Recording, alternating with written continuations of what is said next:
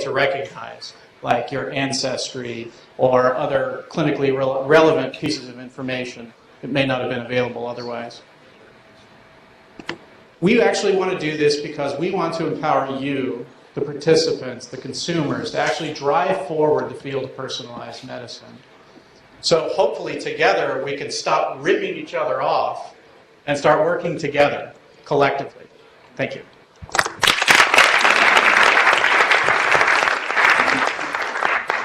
So why should I care that people are selling my personal information as long as the service is anonymizing it and still providing enough value to me for me to continue using it?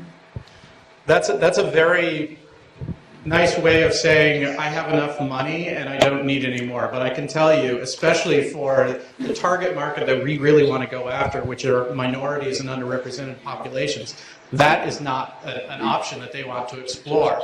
I mean, I remember when I was in college, I was donating plasma to make money a couple of times a week. So is this like I sell my information for thousands of dollars, or this doesn't seem like very valuable information? Actually, our platform not only monetizes it, it gives you another option. It gives you the control. So you may not need the money and you may want to donate it, but you probably still want to see how your data is being used. Right now, it's a black hole. When the data goes in, you have no idea how this data is being used. Let's say, for example, you're a patient and your data was collected. Maybe this data is being used for your research. Maybe you want to donate the money that you get from the company for that research cause. And our platform would enable you to do that as well. So if I'm a customer, tell me how this works. I sign up for your service. I pay you to sequence my genome. How does it? So there's a couple of entry points here. So one entry point is the consumer-driven genetics app like 23andMe, where we send you a kit, you send information, maybe a little bit of money to help offset the cost of doing the whole genome sequencing. We put your data in the system and we give you access to the website. Then consumers or the companies will actually come in and try and buy different cohorts. And so they'll have to submit an IRB-approved protocol that says, this is what I want to do with your data. Do you agree or disagree? If you agree, then I'll cut you a check. The other way of doing it is to partner with genetic sequencing providers, kind of like MML, ARUP, some of these other clinical genetic testing services, because if we can start sequencing these and selling the data to these sequences for an entire genome at less than the cost of a single gene panel that we're doing here, well then I don't see how you wouldn't do that. Are these potential buyers of this data already getting the milk for free? A lot of times they do get it for free. So if you think about the government repository dbGaP, so anytime you're using NIH-funded money for genetic studies, you're supposed to deposit your information in there. However, they deposit the very minimal information so that you don't get as much value out of it, and that's what we want to change. So just in follow-up to my question, so you've got somebody who's got an IRB-approved protocol, comes in for a specific cohort, then you're then giving some of that revenue that they've paid, the genome collected, back to the participants in the cohort? That's right. They get a percentage of revenue based off every time their data gets sold. It goes into the queue, and every year they get a dividend based on the number of sales that that particular individual has contributed to. Thanks, guys. That was awesome. Okay, LAgen. I feel like I've been here before. Okay, I'm Alan Malmerstein. I'm a professor at Mayo Clinic. I'm also the founder of LAgen Laboratories. We are a Minnesota-based LLC, and we've been around now for about a year. Damage to the retinal pigment epithelium causes vision loss in 3 million Americans and over 30 million people worldwide. It occurs through a combination of genetic causes and drug toxicity. Pharma generates $10 billion a year in drugs to treat only 10% of the people who have these problems, which means that 90% of people who suffer from RPE damage currently are unaddressed. And the reason that that's unaddressed is we need better models to deal with this. The reason we need better models is this is the model that exists today. We have two different cell lines that have been long established, but these cell lines don't work very well. They don't have the properties of the RPE cells that are being damaged in these disease states. In fact, they're so bad that the top ophthalmology journals have recently decided to no longer accept papers using these cell lines. LAgen's product looks like an RPE cell, smells like an RPE cell, tastes like an RPE cell. So you can imagine it must be an RPE cell. You can see it has pigment, and RPE means retinal pigment epithelium. They also form cobblestone or hexagonal-like monolayers of epithelia, which these other lines don't do. And maybe most importantly, biochemically, they express the right protein markers, which the other cell lines don't. LAgen Laboratories makes these cells available off the shelf. They're derived from induced pluripotent stem cells, and so not only can we make them from one line, but we can make them to express the entire array of human genetic diversity as well as disease. What's the market? We went and tested this market at the Association for Research in Vision and Ophthalmology back in May. We had a booth there where we talked to attendees at the meeting. There were over 11,000 from academic, clinical, and industrial vision science. What we found was that a wide variety of companies were interested in our product. These included Genentech, Novartis, Regeneron, Sanofi. The cost of our product on a unit basis, which would be $750 to $1,100, was well tolerated by the people we spoke to. Academic lab heads indicated that they would use between 1 and 2 units a month, or 12 to 24 per year, and pharmaceutical companies indicated that if they were interested in our product, they would buy between 5 and 30 for assay development and up to 1,000 units for drug screens. The result of this is that we predict annual sales to academic researchers at $500,000 a year and to pharma of well over $3 million a year. What's our competition? There isn't any. Although there are other companies like Axol, CDI, and Applied Stem Cell Technologies that currently sell IPS or induced pluripotent stem cell derived cells, none of them sell RPE, and in fact none of them sell cell types that are from the eye, which is our niche.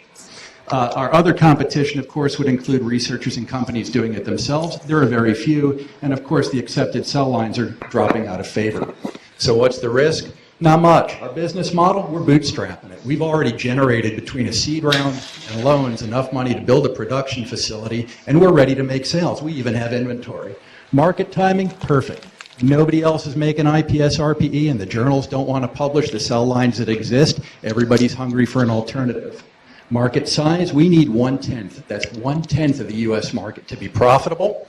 Anything more than that, icing on the cake. Financially speaking, we've been through the seed round, like I said, and we have licenses or will shortly with everybody we need to have future IP. But where do we go from here? It's a single cell type. Well, like CDI, which is a $100+ million company, LAgen Laboratories is going to expand its line of offerings. We're not only going to offer additional cell types, though, but all of the materials you need to support that. That includes tissue culture media, antibodies, and kits for specific assays, and we'll provide custom assistance to pharmaceutical companies who are looking to develop new drug screens.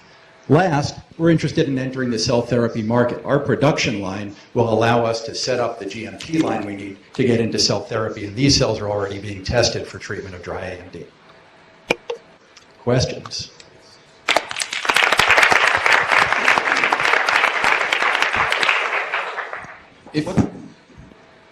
If you're ready to make sales, why are you not making sales? Dotting I's and crossing T's on a couple of license agreements.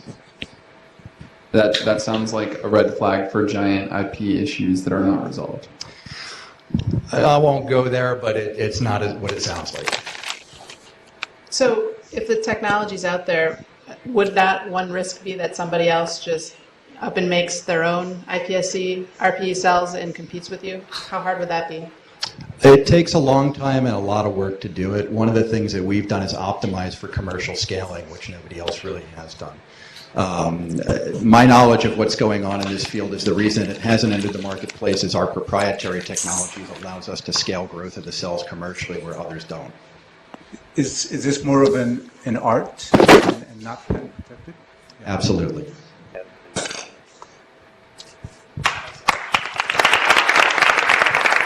People standing near the back, you can go ahead and find a seat up here. There are seats if you want to come down. Next up, we have ambient clinical analytics.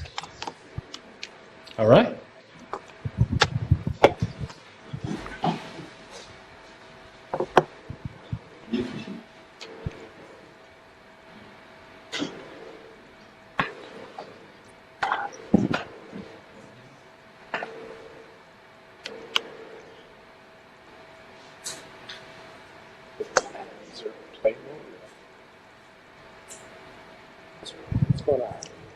Technical issue, but I'll work through it. I'm Al Burning, CEO of Ambient Clinical Analytics, and we've licensed over 1,000 rules and algorithms from the Mayo Clinic that run the ICUs, emergency departments, and other critical care areas, and they provide clinical decision support tools across those areas. We've been in business about 2 years, and it's great to see the enthusiasm for entrepreneurship. This is my fourth company. And 15 years ago when we started, there were 2 or 3 groups in Rochester. Now there's dozens, so it's fantastic to see. The tools that we provide are in place to quickly assimilate the data and allow the clinicians to put the data into a form that's usable for them. And the key of it in this partial slide is that it'll allow the clinicians to address what's going on with that particular patient and then make it a quick decision and treat that decision. And as an example, we're in most EMR and data record systems, a clinician will have to click 18 to 20 times to get to that particular decision. In this case, they see it immediately when it presents itself to that particular to that particular clinician. The business model is our tools are sold on a per bed per month basis. We're a SaaS model, and it ranges from $400 per bed for the flagship product to $50 per bed for the sepsis product. And we're currently in shipment mode post FDA clearance because we are detecting conditions and alerting clinicians to it. Makes it a Class 2 medical device. So we went through 510(k) clearance last year, got the release, and started ramping up the sales process. A best example to talk about, and given the slide deck here, I'll just focus on sepsis as the key indicator. Sepsis is an easy condition to talk about because every hospital in the U.S. is working to improve their sepsis treatment protocol. It costs the U.S. over $20 billion a year through CMS to treat sepsis. And in the case of just seeing the news, just in the last several months, Patty Duke, some of you remember, died of sepsis. Muhammad Ali had a lot of medical conditions, but he specifically died of sepsis. 25% of the people that get sepsis die from sepsis. And it is the second most costly condition. So the tool that the Mayo clinicians developed searches all the electronic medical record data, and then will provide an alert when the conditions for sepsis exist. And then the second step will be, it'll kick into an immediate 4-hour timestamp protocol. And the requirement for that particular protocol is to make sure that those steps, which include antibiotics, additional fluids, are done in that 4-hour period. If they are, the patient has the best chance of not only surviving, but it has the best chance of not having any other medical damage from sepsis. So from a business model standpoint, we see this market as a plus $2 billion market, and that's correlating against it for performance management tools that are used in other industries. And that's one of the beauties of this particular tool. It's very similar to what was used in technology industries and financial industries for detecting conditions and getting them out there and fixing them. And it's the same thing that we're doing now. And it's late to the medical industry, but it's not too late. So it's fun to be in that process. We are currently in a $1.5 million offering round. We raised $2 million last year to get through the FDA clearance process, and we're ramping from here. So, questions?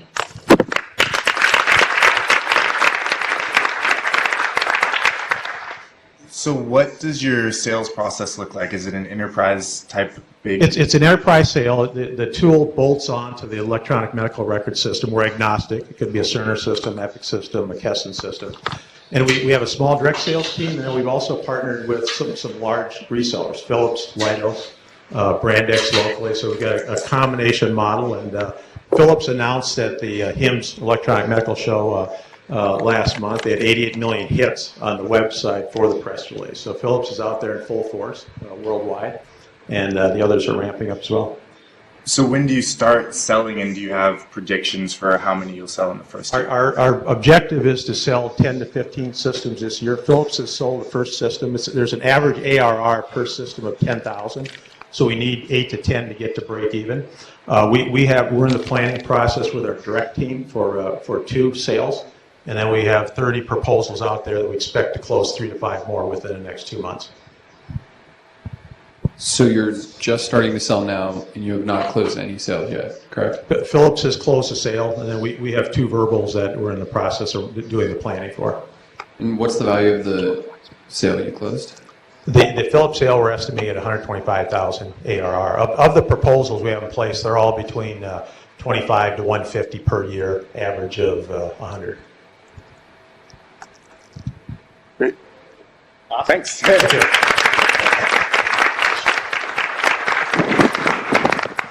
LifeEngine, you're up.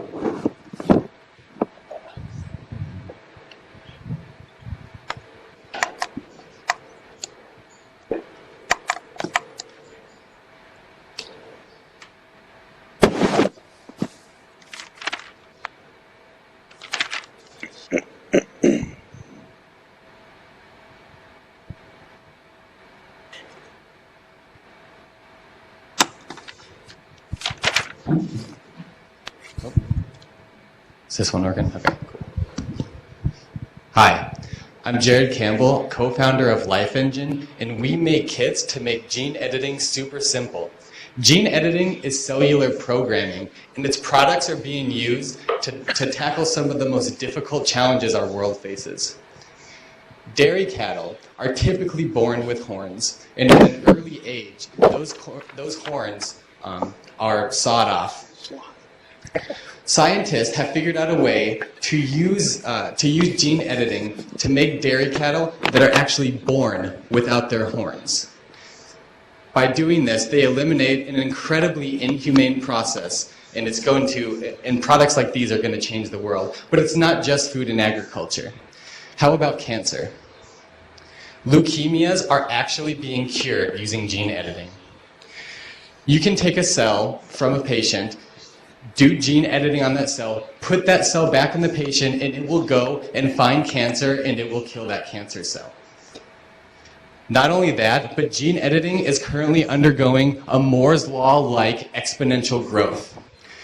Since 2011, every 2 years, the cost per edit has dropped almost tenfold, and our team is at the leading edge of this Moore's Law of gene editing. Right now, it doesn't cost millions of dollars to have access to this breakthrough technology. We sell a kit that for $3,000 that will build you over 40 completely customizable gene editing tools. Not only that, but we're 7 times faster and 10 times cheaper than our competitor. And we have built in the option of immediately scaling genome engineering or gene editing by allowing you to use this robot on personalized lab automation platforms.